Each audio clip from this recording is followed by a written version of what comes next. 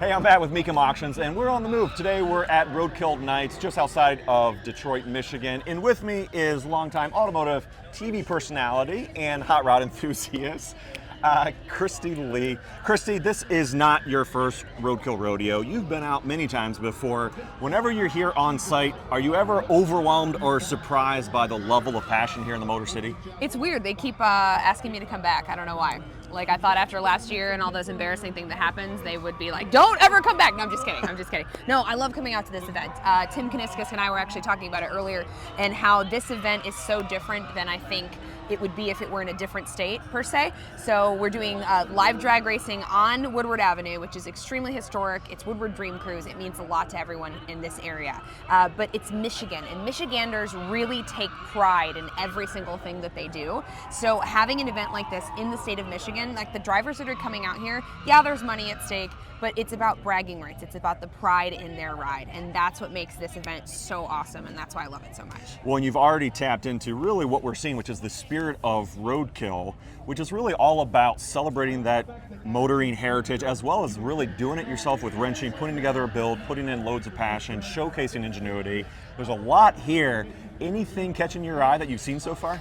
Oh my gosh, well, there's just like a whole slew of cars here. So like there's a little bit of everything, right? So you've got all these really amazing like show cars. You've also got a lot of like late model, modern gen cars. And then you've got, you know, kind of like a really awesome rad graveyard of cars right here too. Like there's a lot of, you know, these are timeless cars. These are survivor cars. And then you've got all of the drag cars that are racing too. So we've got a little bit of everything for everybody, and that's what makes an event like this truly an enthusiast event. And you know, I'm kind of just running around right now and doing a lot. I haven't got a chance to like lock any eyeballs on anything in particular, but I'm loving what I see so far. Well, speaking of diversity, let's talk about your collection of cars. I know you have a lot of interest. You've got both 2- and 4-wheel projects.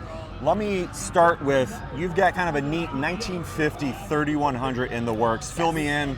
What all you doing to it? I have so many projects. I need to like work on that and like, you know, whittle them down to like 1 or 2 projects. But yeah, the 1950 truck is something new to our garage, and right now it's bone stock, but eventually there's going to be some sort of like chassis swap, drivetrain swap.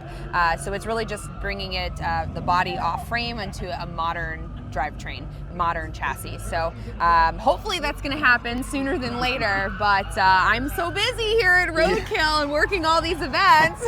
Well, you do have a turnkey muscle car.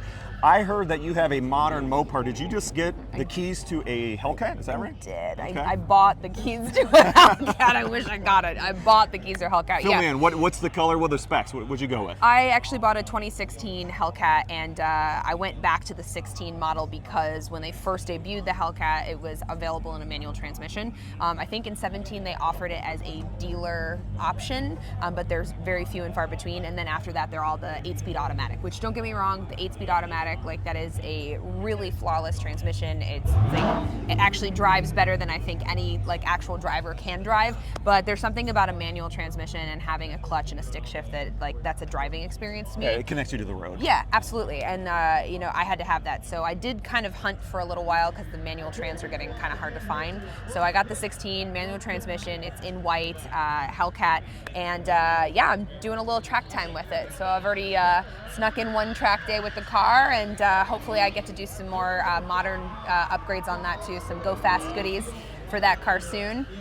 Suspension's gonna be my next setup on that car, and hopefully I'm going out in 2 weeks to get some of that work done very soon. And they don't know it yet, but they're gonna let me in their garage, and I'm going to do the work. Nice. All right, well, we will have to stay tuned. Any ideas of where people can follow along with that project, or will you be posting on your social channels? Or? On the socials. On the socials. On Bookface and the clock app and like all the things, right? That's there. On the Bookface. All right. Well, you heard it here first, Cristy. As always, it's a pleasure. I know you have many more things to do tonight. Thank you for your time. Of course. Look forward to seeing more about those projects. Thank you. On Bookface.